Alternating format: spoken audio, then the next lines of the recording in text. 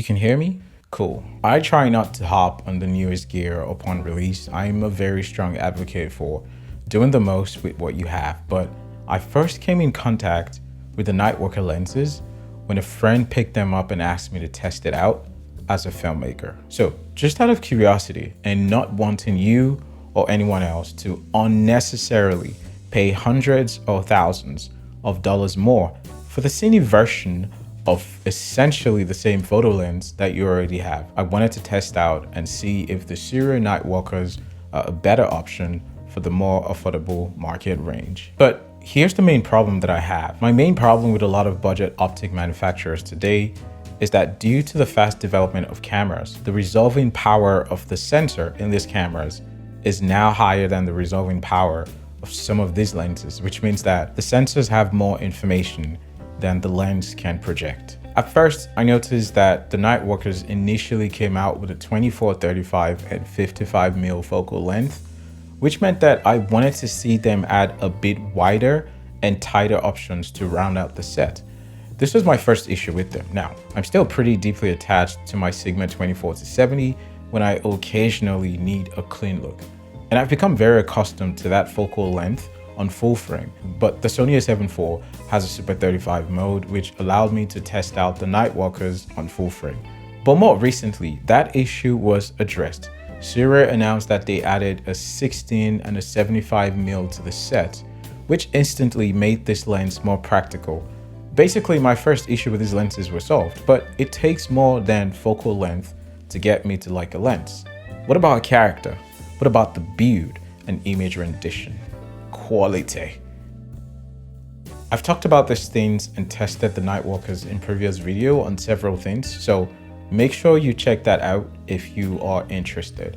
It'll help you form a stronger opinion about these lenses. For what it's worth, the Nightwalkers are a decent budget option for new creators looking to get into cine lenses. I think it strikes a good balance between price, image rendition, build quality, and features. The fact that they were able to make each lens in this set the exact same size with the same gear positioning makes them incredibly convenient, especially when using a follow focus device or being mounted on a gimbal. The close focus distance on the lens also enables some interesting framing options should you decide to get close to your subject, but still enough to show the environment around them, especially on the wider focal length.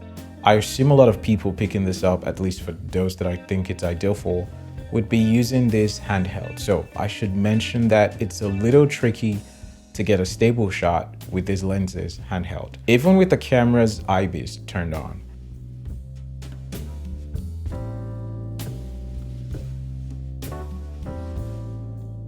This really isn't a big deal in my opinion, since you can stabilize it later in post, or you could plan to just have a tripod or a monopod, or maybe even pick up one of those small gimbals when you plan to use this lens outside. In terms of image rendition, I'm personally more interested in lenses with more character due to the nature of the films I make, but if you were looking for a clean look, these lenses offer that. The image across the set is clean, organic, sharp but not overly sharpened. Even when you're wide open at t1.2, there's relatively minimal chromatic aberration. It's there, but it's not distracting. The edges are free from any intense or noticeable distortion. The flares are very much basic in my opinion, and they look very similar to a lot of clinically sharp photo lenses.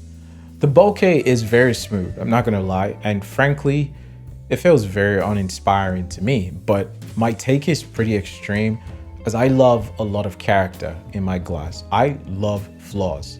Ooh. So I think that if you're into real estate, fashion, corporate interviews, or you need the clean look on a budget, a look like the Signature Primes, the Zeiss Supremes, and Panavision Primo 70s, this might be worth picking up. Many lenses resolve very highly if you stop them down a few stops, and the Nightwalkers are not an exception. I personally like to hover around f2.8 to f4 to get the best look, but the 1.2 ensures that you could swap out lenses without having to change exposure settings in camera. The build quality is surprisingly well done, and somehow they're a little bit smaller than I expected, which is a positive to me because it makes them lightweight enough to make handheld shooting very easy. The gear rings move with ease, ensuring compatibility with a follow focus or a motor. I should mention that it is quite easy to bump the iris ring and accidentally shift the exposure while you're shooting, but that isn't a big deal. It's more of a user error than the lens defect. But here's the big question that I've wondered about for the longest time. Well, not for the longest time. Would I purchase this lens for myself? Here's the harsh truth. Even though higher-end lenses are generally only available as cine lenses, I also feel like there's a misconception that all things equal cine means better quality, which isn't always the case. The cine label has nothing to do with quality. For a large part, it's all mechanics and measurements in t-stops versus f-stops. A Sigma 18-35 or 24-70 still gives a better image quality than most, if not all, budget under $1,000 cine lens.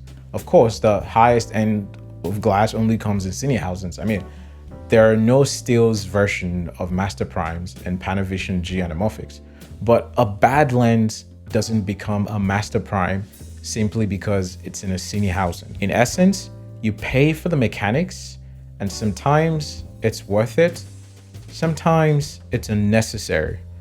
Other times, it just means housed for production, so an AC can pull focus and set aperture using hard stops. Despite Sirui proving themselves with the first set of Nightwalker lenses and being a fraction of the price while being a very competitive option on the market nowadays, I still think it's a risk to purchase a single lens from a company who is relatively new to the market for this type of glass. But if you're new to the world of cine lenses and need something close to your photo glass, this is a great bargain that I recommend 100%. Let me know if you have any questions in the comments, and I'll see you in the next one.